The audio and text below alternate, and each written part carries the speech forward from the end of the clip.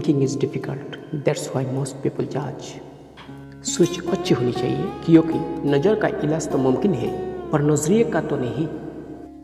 Friends, आज एक motivational story आपके साथ शेयर करने जा रहा हूँ। ये स्टोरी ज़रूर आपको अच्छा लगेगा। एक बार एक पिता अपने 22 ईयर साल के एक बेटे के साथ ट्रेन में सफ़र कर रहा था। बेटा ट्रेन में खिड़की वाली सीट के पास बैठा हुआ था और आसपास भी कोई यात्रीगण बैठे हुए थे।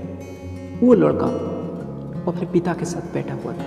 कुछ देर बाद ये लड़का अजीब सी हरकतें करने लगा। जैसे ही ट्रेन चली तो उस लड़के ने अपने पापा से कहा कि पापा देखो, पेड़ पीछे छूट रहे हैं, सब लोग पीछे छूट रहे हैं, हम आगे बढ़ रहे हैं, कितने बड़े बड़े पहाड़, कितनी सारी गाड़ियाँ हैं, आसमान में कितनी पंछी है, सब कुछ कितनी तेज़ी से पीछे छूट रहा है। ट्रेन में बैठे कुछ यात्रियों से रहा नहीं गया और उन्होंने कहा, भाई साहब अगर आप बुरा ना माने तो आपसे एक बात कहें। पिता ने कहा, हाँ जी कहिए। तो उन्होंने कहा, आपका बेटा ने अजीब हरकतें किए कर रहे हैं, क्यों, ऐसे कोई समस्या है उसके?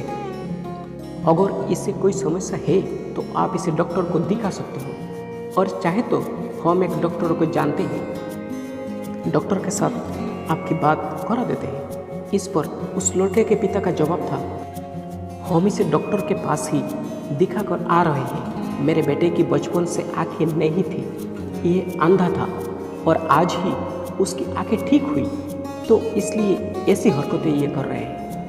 सभी यात्री ये सुनकर दंग रह गए और उस पिता से आग भी नहीं मिला पाए।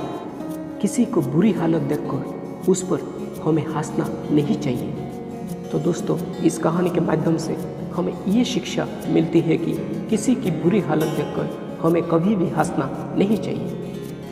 किसी को किसी भी प्रकार से जज नहीं करना चाहिए। पता नहीं किसी के साथ क्या समस्या हो रही है और हो सकता है कि आप जिस नज़रिए से इसको देख रहे हो बस ऐसे वो नहीं है।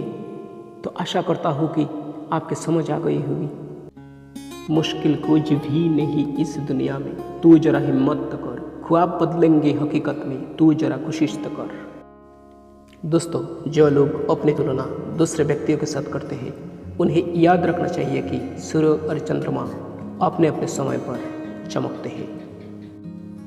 When everything seems to be going against you, remember that an aeroplane takes off against the wind and not it.